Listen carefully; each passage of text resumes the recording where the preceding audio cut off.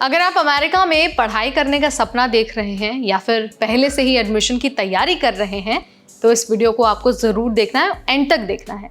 क्यों? क्योंकि अमेरिका की यूनिवर्सिटीज़ में एक बड़ा बदलाव हो रहा है और इस बदलाव का सबसे बड़ा असर पड़ेगा इंटरनेशनल स्टूडेंट्स पर।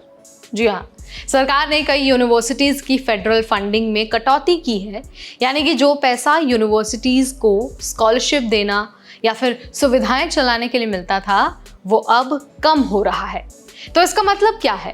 खर्च बढ़ेगा, स्कॉलरशिप कम होगा और शायद आपका जो एडमिशन प्लान है वो भी डगमगा जाएगा। तो आज के इस वीडियो में हम आपको पूरा मामला समझाएंगे। इस पूरे मुद्दे पर बहुत आसान भाषा में आपको डिटेल देंगे। तो चलिए फटाफट आपको सारी चीजें बता देते हैं। Hi everybody, I am Neha Upadhyay and you are watching NBT tech it.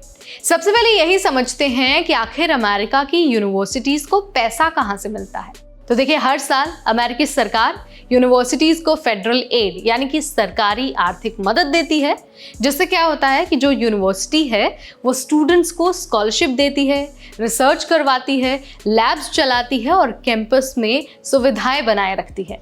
लेकिन 2025 के बजट में कई यूनिवर्सिटीज की इस फंडिंग को या तो कम कर दिया गया है या फिर पूरी तरह से ही रोक दिया गया है।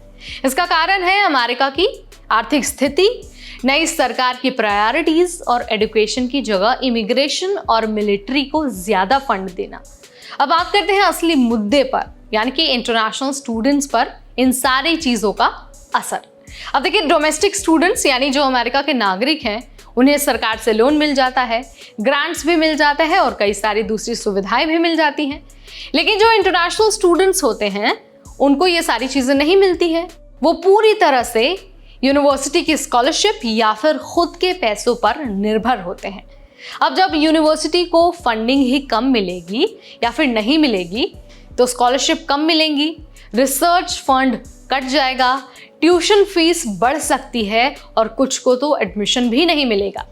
यानी जो स्टूडेंट पहले पूरी या फिर आधी स्कॉलरशिप पर पढ़ाई कर सकते थे, अब उन्हें पूरा खर्च उठाना पड़ेगा जो लाखों रुपए में होता है। और अमेरिका में पढ़ाई के लिए कितना खर्च आता है ये तो मैं लगातार आपको बताती ही रहती हूँ और कई बार मैंने आपको बताया भी है। अब देखिए, रिपोर्ट्स के अनुसार ना बड़ी बड़ी यूनिवर्सिटीज़ जैसे यूनिवर्सिटी ऑफ कैलिफोर्निया या फिर जो दूसरी आईवी लीग स्कूल्स हैं जैसे कोलंबिया है या फिर कॉर्नेल है और जो मिड साइज प्राइवेट कॉलेजेस हैं, इनमें कई जगह स्टाफ की छटनी हो रही है, रिसर्च ग्रांट को रोका जा रहा है और कुछ पीएचडी ऑफर तो वापस भी लिए गए हैं। हार्वर्ड और स्टैनफोर्ड जैसे टॉप स्कूल्स ने भी बजट रिव्यू करना शुरू कर दिया है। यानी कुल मिलाकर लगभग हर यूनिवर्सिटी में फंडिंग का असर दिखने लगा है। फर्क बस इतना है कि कोई खुलकर बात कर रहा है और कोई इस मुद्दे पर बात नहीं कर रहा है। अब देखिए, इस फंड कटौती से ना कई और बातें भी सामने आ रही हैं जिसके बारे में सबको पता होना बहुत ज़रूरी है। सबसे पहले तो जो कैंपस की सुविधाएं हैं वो घटेंगी, जैसे हॉस्टल की फैसिलिटी कम मिलेगी, लैब्स में जो एक्सेस है वो कम होगा और जो हेल्थ सर्विसेज हैं वो भी कम मिलेंगी। इसके अलावा जो क्लास का साइज है वो बढ़ जाएगा और पर्सनल अटेंशन कम होगा। रिसर्च, इंटर्नशिप और जॉब प्लेसमेंट पर भी इसका खासा असर पड़ेगा।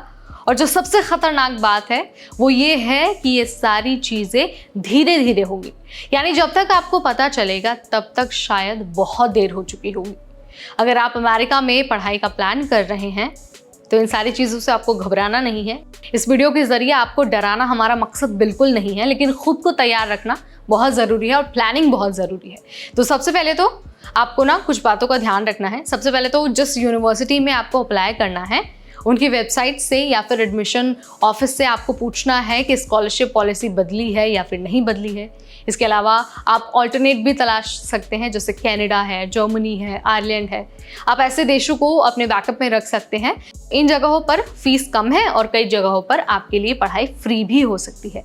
इसके अलावा आपको ना एक्सटर्नल स्कॉलरशिप भी ढूंढना है, जैसे फुल ब्राइट स्कॉलरशिप हो गया, टाटा स्कॉलरशिप हो गया, यानी जो बाहर से आपको इंटर्नशिप मिलती है जो यूनिवर्सिटी नहीं देती, आपको उन ऑप्शंस की भी तलाश करनी है।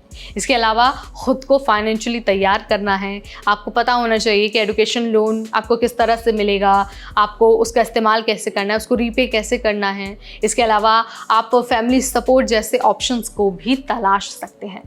यानी अगर आपकी फाइनेंशियल प्लानिंग बहुत अच्छी होगी ना और आप खुद से रिसर्च करेंगे, किसी एजेंट के भरोसे नहीं रहेंगे, तो आपके लिए ये समस्या थोड़ी कम हो सकती है, आपको थोड़ी राहत मिल सकती है और आपको अमेरिका में वो जो पढ़ाई का सपना है ना, वो आपका साकार हो सकता है और आपको कोई समस्या नहीं होगी। तो देखिए, अमेरिका में पढ़ाई पहले जितनी आसान तो नहीं रही है, लेकिन अगर आप एक अच्छी प्लानिंग करते हैं, रिसर्च करते हैं, ख़ास तौर पर फाइनेंशियल प्लानिंग करते हैं, तो आपका सपना अभी भी पूरा हो सकता है। तो क्या आप मेरी बात से अग्री करते हैं? अगर अग्री करते हैं तो कमेंट के ज़रिए मुझे ज़रूर बताइए। इस वीडियो ने अगर आपके नॉलेज में इजाफा किया हो तो इसे लाइक और शेयर करना बिल्कुल ना भूलें। ऐसे अपडेट्स के लिए बने रहिए हमारे चैनल NBT Tech Ed पर।